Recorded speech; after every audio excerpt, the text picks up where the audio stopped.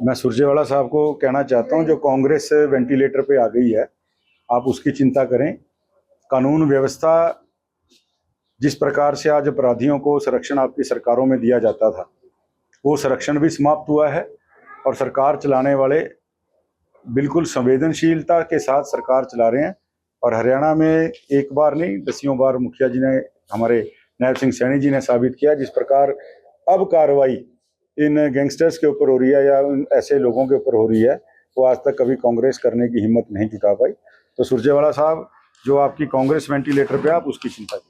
राहुल गांधी है और उन्होंने कहा है कि सॉफ्टवेयर के जरिए जो है वो वोट्स डाली गई है। 2018 में जहां कांग्रेस जीती है वहां पर वोट्स डिलीट हुए हैं। राहुल जी, यही फार्मूला जब कर्नाटक, तेलंगाना और हिमाचल की बात आती है तो उसके ऊपर चुप्पी छा जाती है।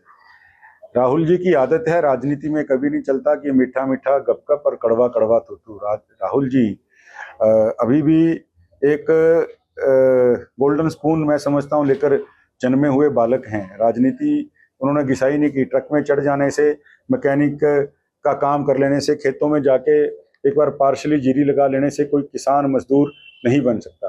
वो नीचे से जीना पड़ता है।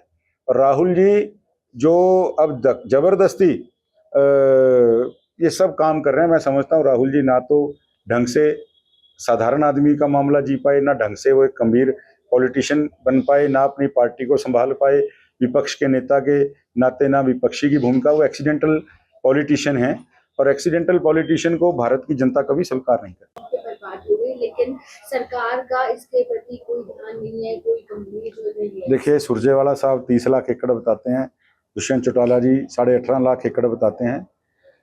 मैं समझता हूं पहली बार कोई मुख्यमंत्री नायब सिंह सैनी जी के रूप में ऐसा आया है जिन्होंने हर जिले में बाढ़ ग्रसित एरिया कोई भी था बिना किसी भेदभाव के जाने का काम किया और हर जो बाढ़ पीड़ित है उस तक अपने आप को उसके साथ खड़ा करने का जो है काम आदरणीय नायब सिंह सैनी जी ने किया है।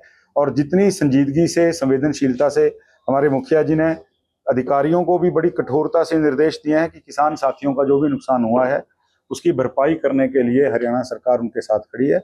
जो भी डेटा पोर्टल के नाते हमारे पास उपलब्ध होगा, निश्चित रूप से जो नुकसान हुआ है उन सबको जो है मुआवजा मिलेगा। भारतीय जनता पार्टी के लोग जो कहते हैं सरकारों में आके वो करते हैं, कांग्रेस के लोग जो कहते हैं सरकार में आके बिल्कुल नहीं करते। केवल इतना ही फर्क है, कांग्रेस ने कर्नाटक के अंदर, तेलंगाना के अंदर, हिमाचल के अंदर एफिडेविट तक देने की बात की।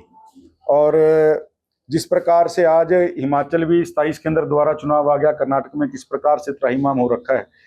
और मैं समझता हूँ पंजाब में, हमारे पड़ोस के सूबे में, आम आदमी पार्टी के जो बड़े नेता व्यवस्था बदलने की बात करते थे वो खुद भी बदल गए और पंजाब के लोग भी उनको बदलने को घूम रहे हैं।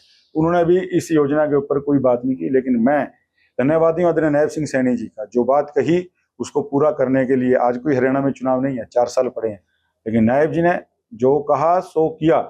इस बात को प्रमुखता देते हुए, हमारा वचन ही शासन है, इस बात को नायब जी ने आगे रखते हुए जो है आज उस बात को पूरा करने का काम किया। मैं सभी बहनों की तरफ से उनका धन्यवाद।